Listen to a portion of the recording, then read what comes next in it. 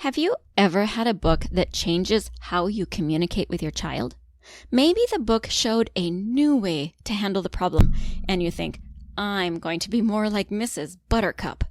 Maybe that story helped you learn how to explain something in a way your child understands. And maybe it is a concept, and maybe it's a behavior. Maybe the story even helped you understand the concept or behavior differently too.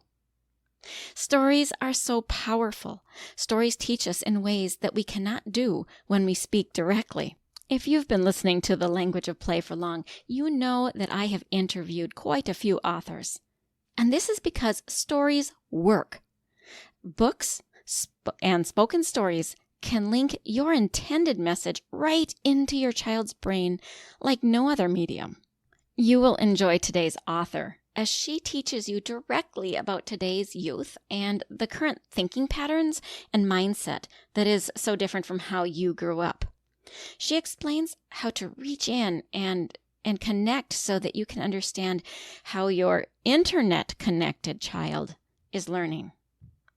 Today's guest and author quotes her mentor saying, "A story reaches a child's mind in ways that you cannot teach in directions."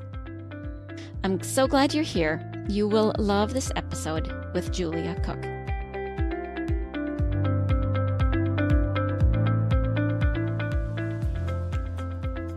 Does your child have a speech-language delay and you really want them to talk? Do difficult behaviors derail home life and you know the frustration is a communication struggle? Does your child see a speech therapist and you wonder, what do they do and how can I help?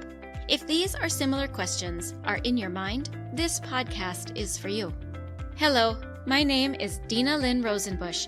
I am a speech-language pathologist that has worked with children from birth to 21 for 3 decades.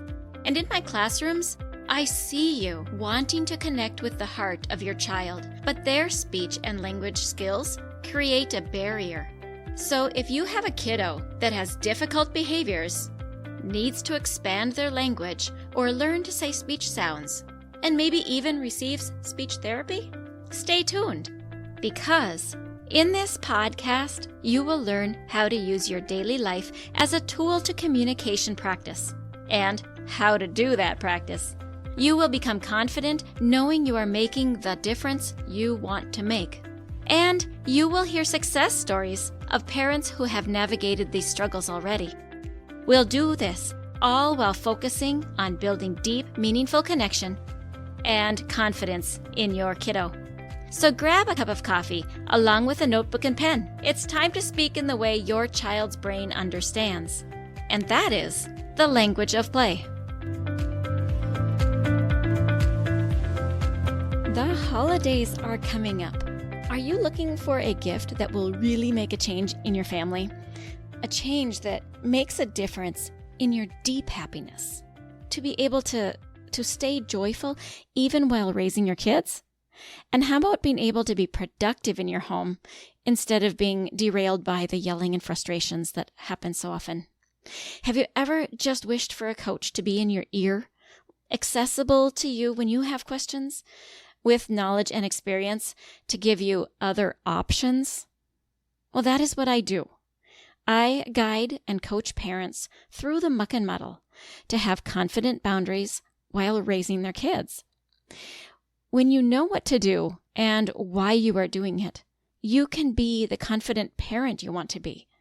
Parenting is really hard, but there are ways to be joyful and successful along the way, and I wish this for you.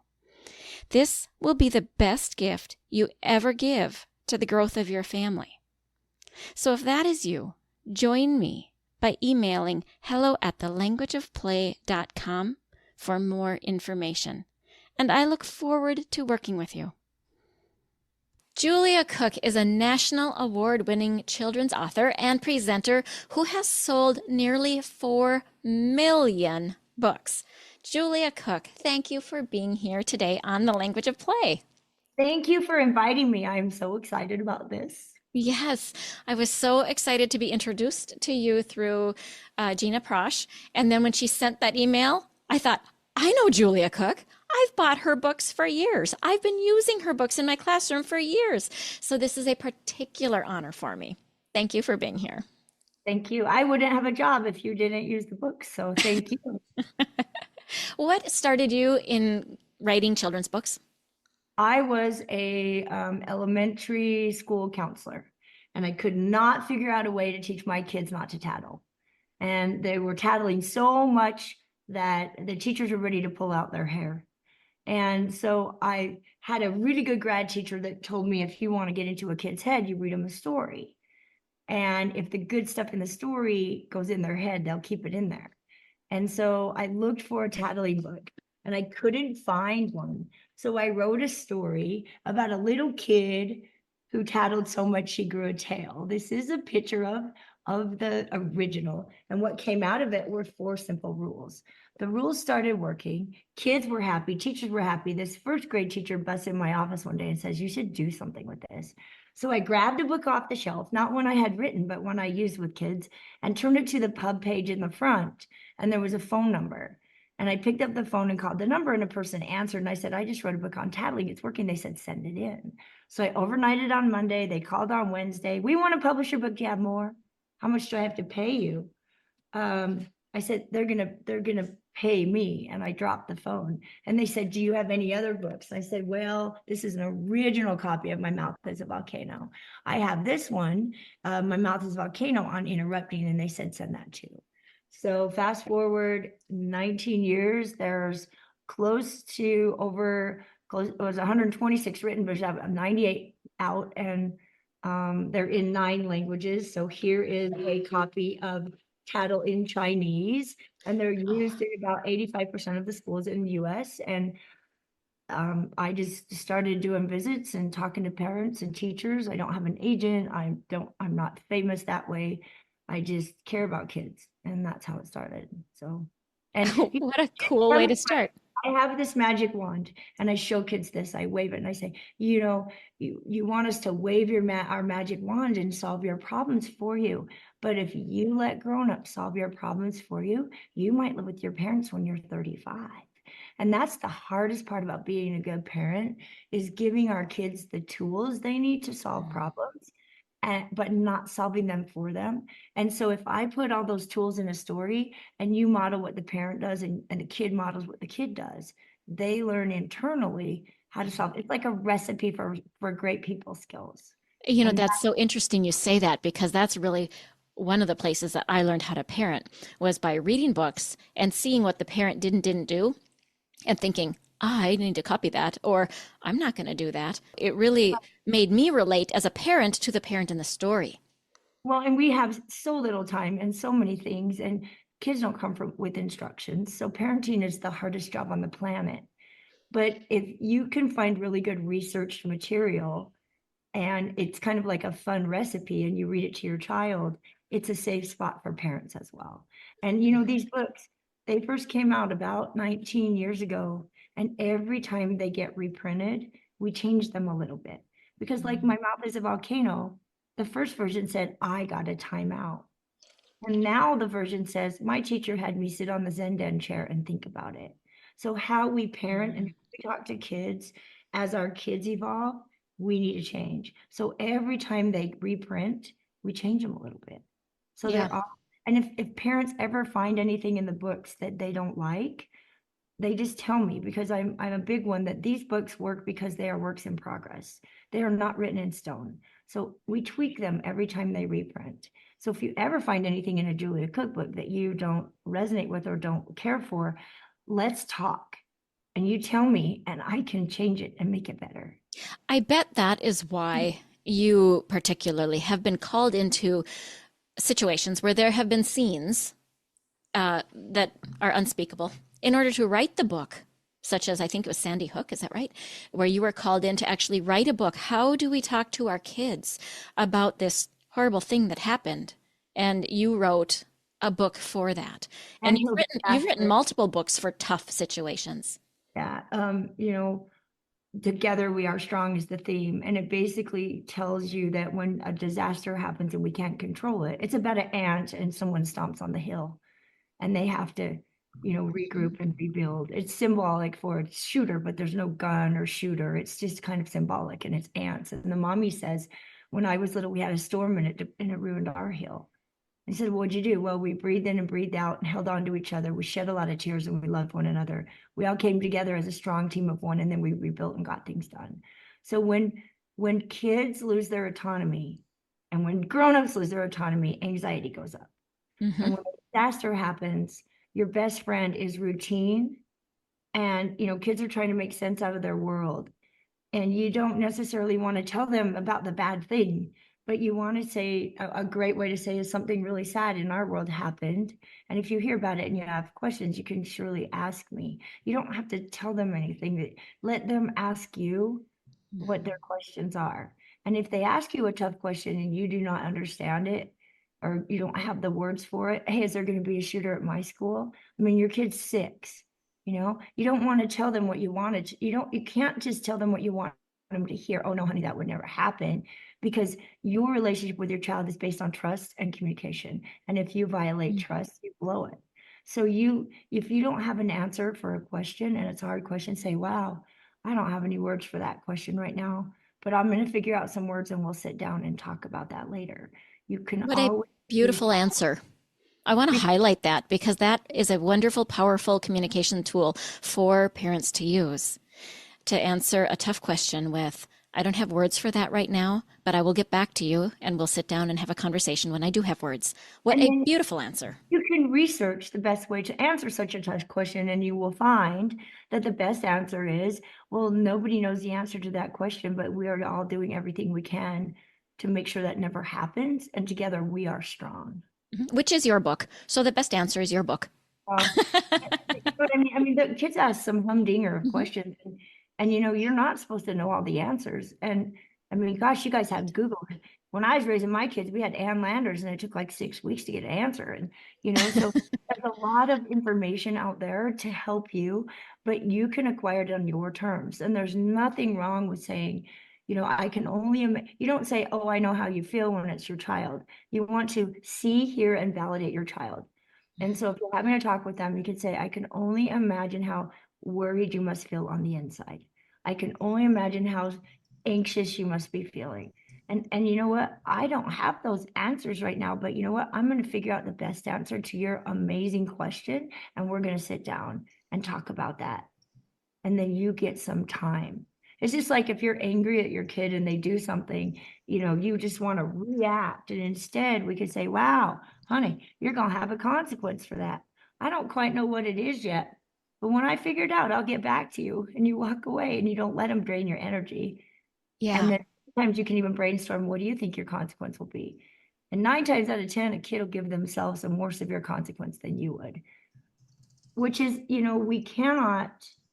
we have to raise our kids to live in a world where everyone doesn't love them and care about them as much as we do. And sometimes that is uncomfortable. So a kid needs to know that when I make good choices, good things happen. And when I make the wrong choices for me, I have consequences. I mean, I have a little grandson and he has amazing parents. But one day I said to his mom, my daughter, which maybe I shouldn't have, but I said, at home, he gets 7 chances, and at school, he gets 1. Can you imagine how hard that is to be him? Mm. And well, we don't want him to feel uncomfortable. We don't want him to feel scared of us or threatened. And I'm like, it's a healthy boundary where you say, if you cross the line, this is what's going to happen. You don't hit him, but you just make it an uncomfortable circumstance. You need to go sit by yourself over there and take some deep breaths. Or, sorry, we don't get to watch Bluey today because you chose this and you knew that you would lose your privileges if you did that. I mean, the kid is not going to die because he can't watch Bluey. He can be uncomfortable, Right. but Yeah, I think what I'm hearing and what you're saying is that when we parent before we have our emotional involvement, so by the time 7 times comes up, I we're think that mad. I get where, yeah, I'm a mess. I'm angry. Like stop doing that behavior. But like you're saying, if you get it right away, and talk about it before I have any emotional involvement, then the consequence is simply theirs. They deal with themselves, and that isn't a relationship issue between the two Well, of you. and you know, our parents want to give their kids the why, and Yeah. your teacher's not going to give your kid the why. Right. A Okay. lot of times you can't, or Right. they need to obey before they get the explanation. And so there's nothing wrong with saying, this is what you need to do. And if you choose not to do it, here's the consequence. And we'll revisit the why later. But you Hmm. cannot sit down and explain the why every time at that session, because that's not how it's going to be. You know, Right. when the kid works at Wendy's and they leave the griddle on and go home at night, they get fired. You know, the guy's not going to sit down and say, don't, you know, you left the griddle on and this is why you can't do that. And da, da, da, da, da, da, da. You know, life is pretty cut and dry. And so I'm not saying don't explain the why to your kid, but sometimes it's because I say so for this moment. And then you can revisit that later, but they Yep. have to understand them. It's really important. Yep.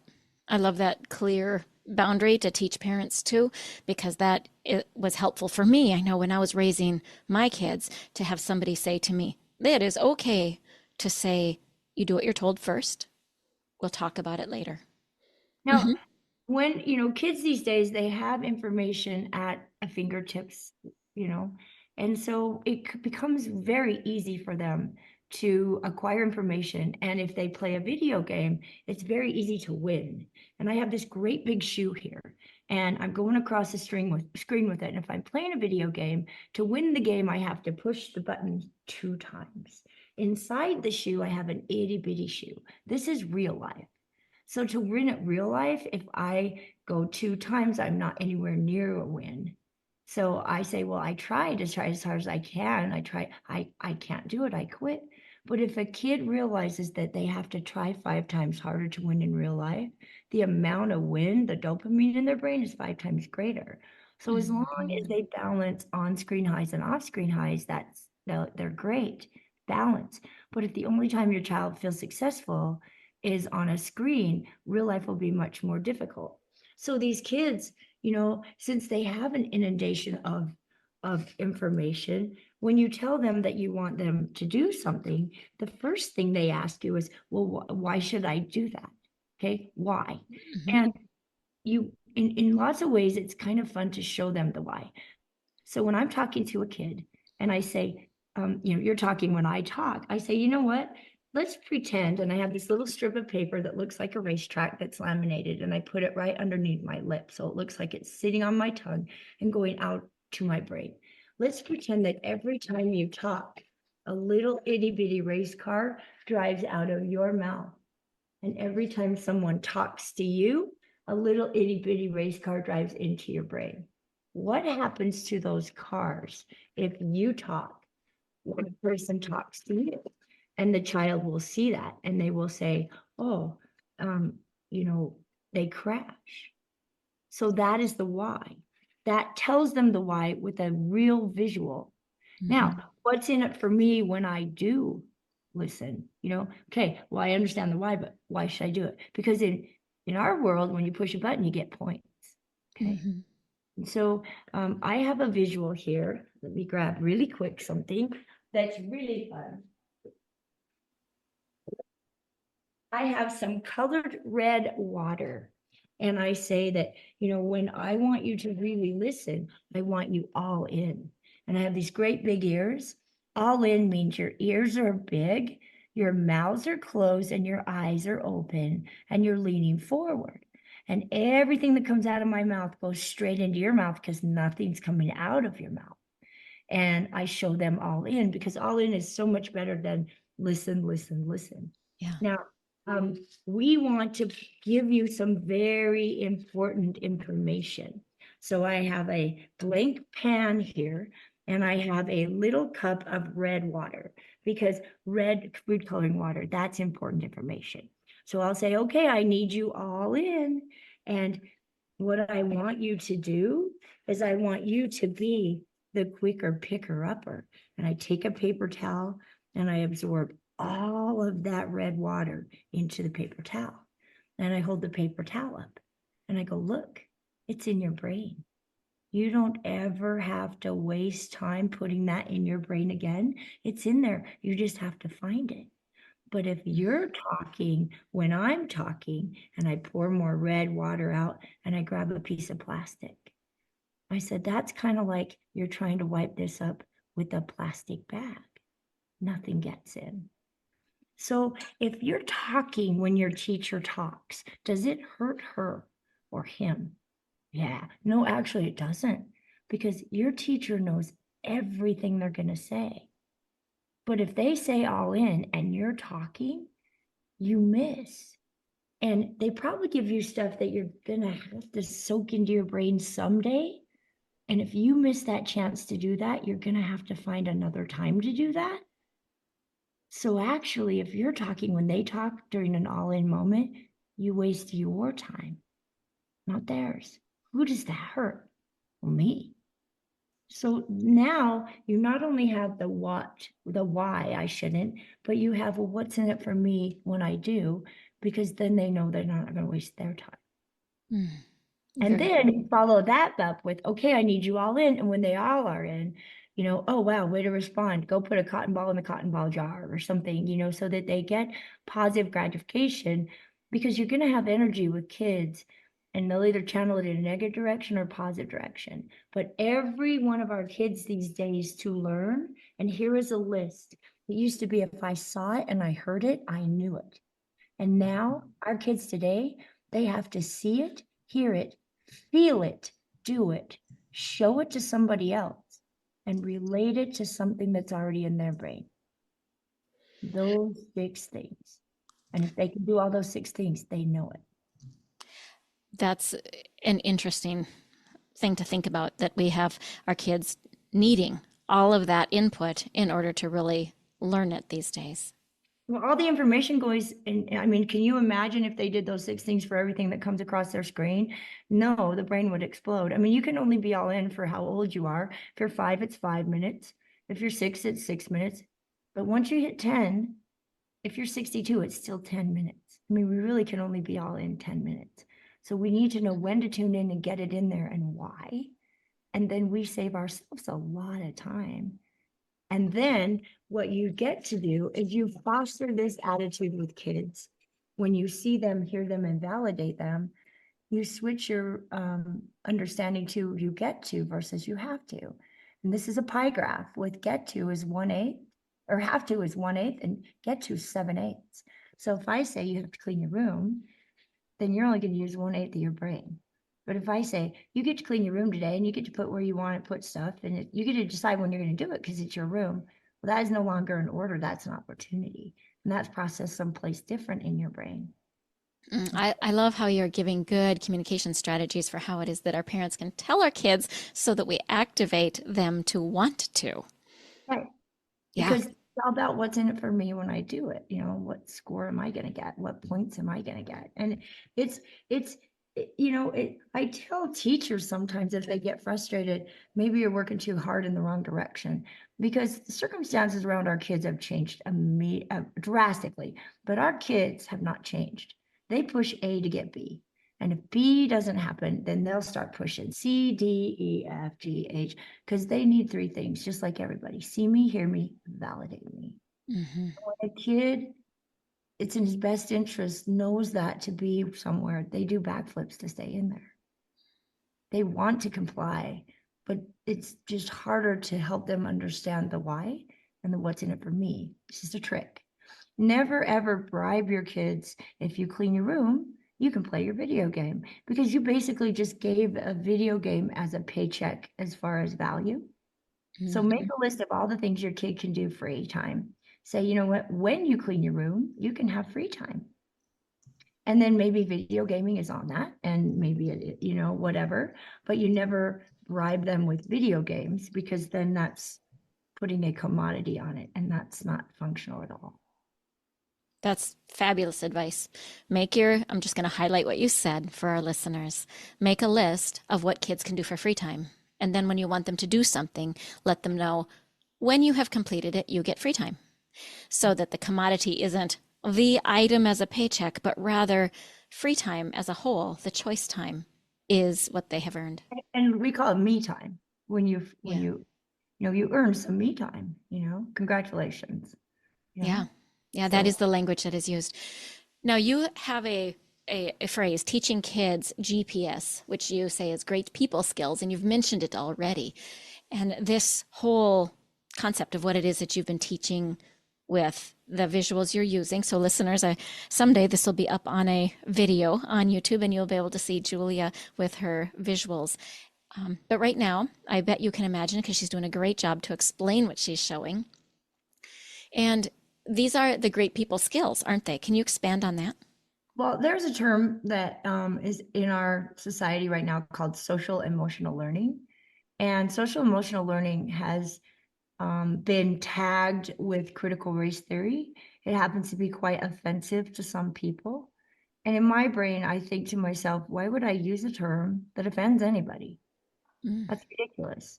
So I kind of coined GPS as great people skills. It's respectful of all people. And GPS is directional. So, we want to give our kids great people skills. So when they leave us, they win in the world.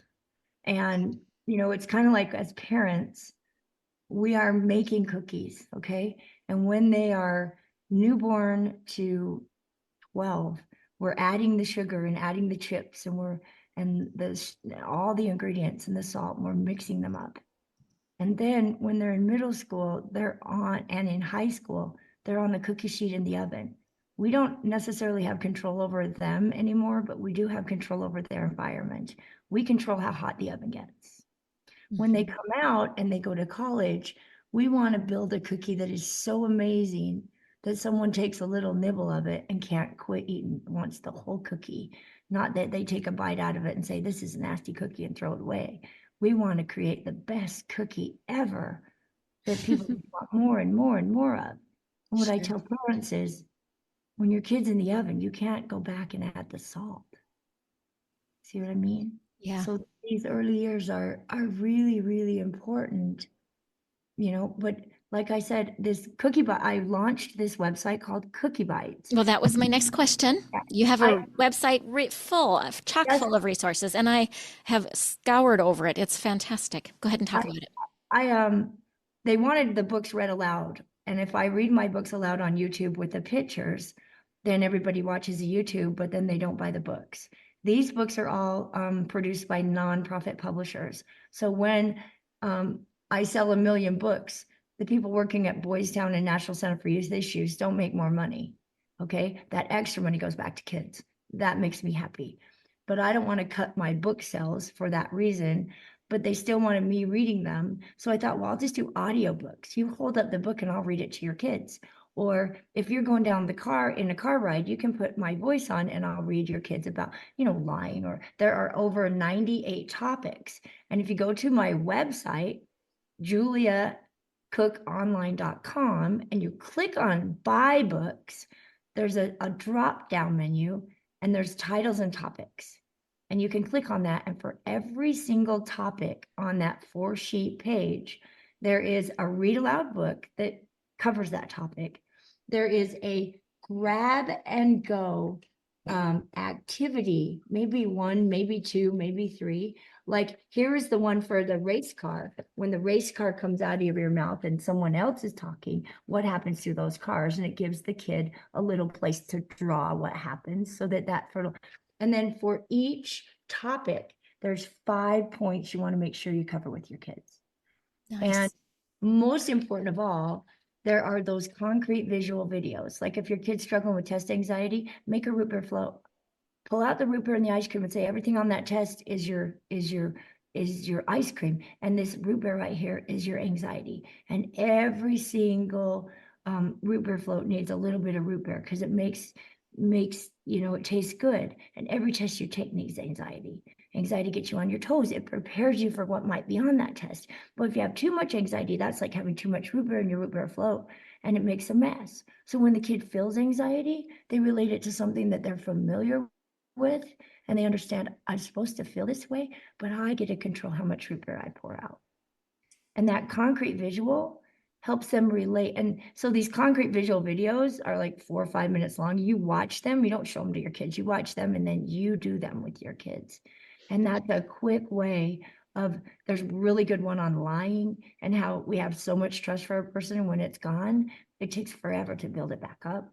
So you can just go down the topics list and think, oh my gosh, here's one. Then you go to Cookie Bites and you can search by tag and it will show you the book.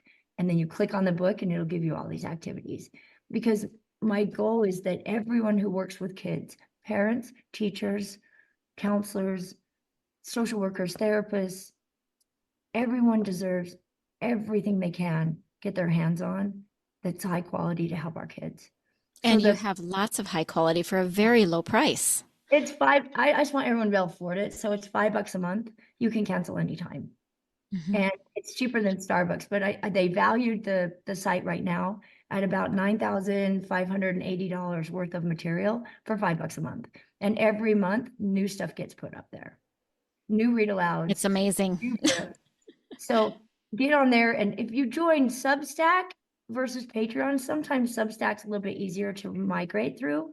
So, you can join either. We did Patreon because that's a global platform, but Substack is very friendly. And if you got on and you hated it and you didn't want it, I would even refund your $5. I mean, I just wanted to give you, nobody has all the answers. So why can't we work together to help kids? Hmm. I love it. It's fantastic. Thank you. Thank you for the work that you've done. You've impacted, I know, a lot of people in my world because I raised my kids with some of your books. I taught students with your books, and I'm delighted to have you here. If you were to think about what you would like, well, before we go on to the last thing, I want to bring up your dogs. Oh, When I met you, you were traveling with a little teeny dog, and you said that this person, this dog, not person, is your partner, and now you've got two little puppies. What are they my for? What do you use them for? I'm holding them up. One is black and tan, and one is fawn colors. And this is Kirby and Tommy. And Kirby's about ready to retire. And we just decided yesterday that we're going to add another teeny one to the team. She's like 1.2 pounds, teeny, teeny. But these dogs keep kids safe because I have a book called Smarter Than the Scoopers. And I ask kids, I say, would you go up to a dog if you weren't with your mom and dad? And they like, no. And I'm like, really? And I pull out these dogs and they say, oh. And I say, you guys, all your common sense just went out the door. A scooper would not pick an ugly dog to trick you. They would pick a really cute dog like this. So the response should be, oh, oh. And it's just a safety aha moment. And it's just really fun. They've been through lots of training. So of course they're super trained dogs, but the kids, at the end, they'll never forget the dogs. And it creates an aha moment in them. And I have stacks of papers from parents saying, thank you for teaching my kid to be smart about predators. I mean, because they, just thank you. And we were at the park and they knew what to do because they felt it. Yeah. Okay.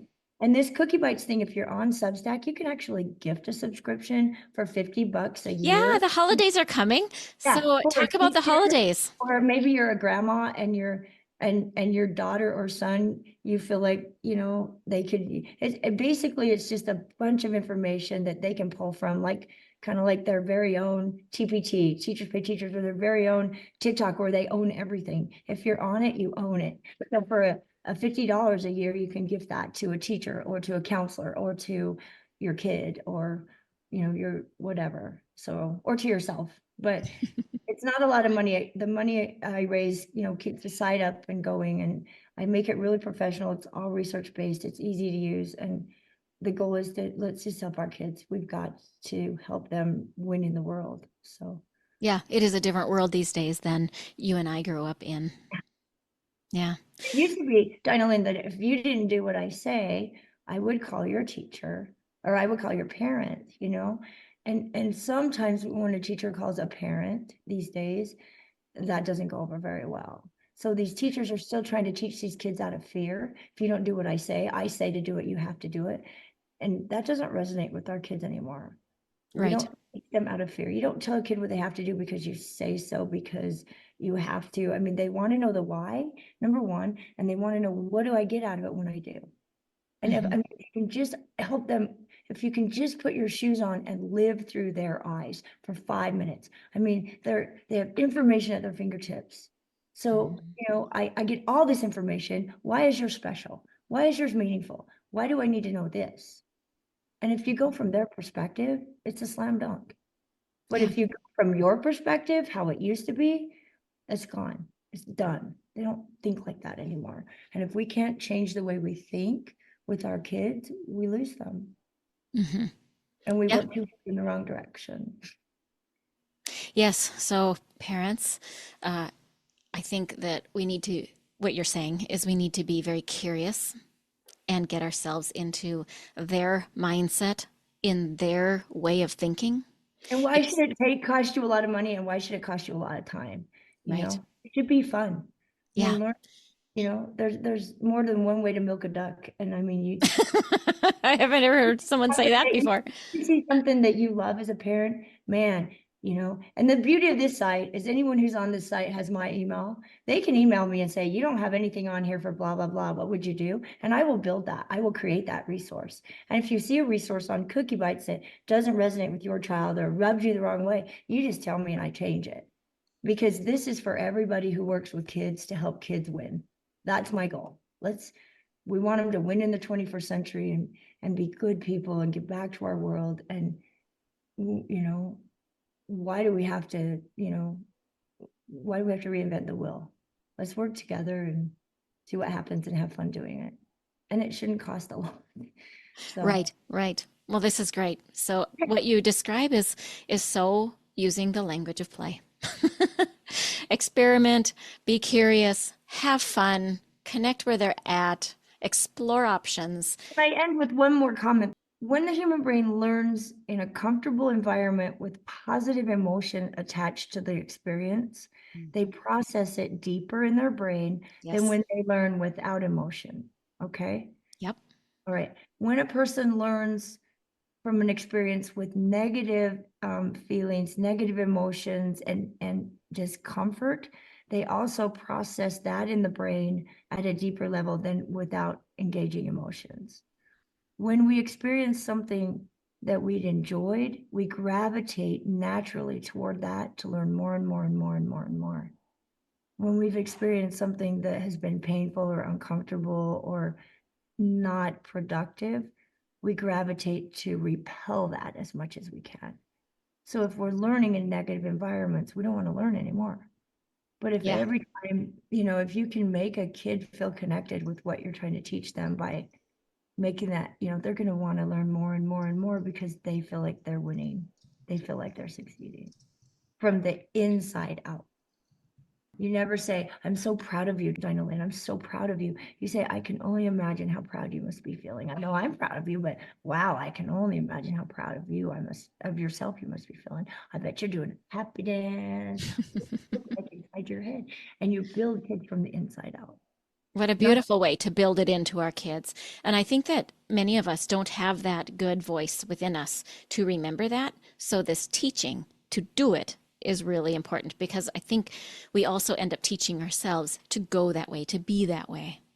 You can look like, I always wanted to know parenting. When I was a parent, I wanted to be a good parent. And this site can make you look like the rock star parent and your kids will be like, oh, cool. How'd you know that? How'd you do that? Don't tell your kids you have it.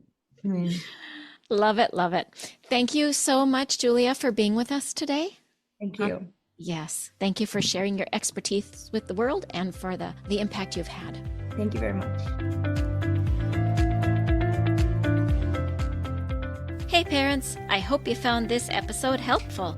If so, would you please take 30 seconds and share it with a friend who also lives or works with children? I would really appreciate it if you would leave a quick review for the show on Apple Podcasts. I read every review and it lights me up to know that this show is making a difference. Then come join my Facebook community, where you'll meet other parents who are dedicated to helping their children grow too. You'll find the link in the show notes. Thank you for joining me. Now it's time to go. Let's pop our kiddos in the strollers and go look around outdoors and see what we have to talk about.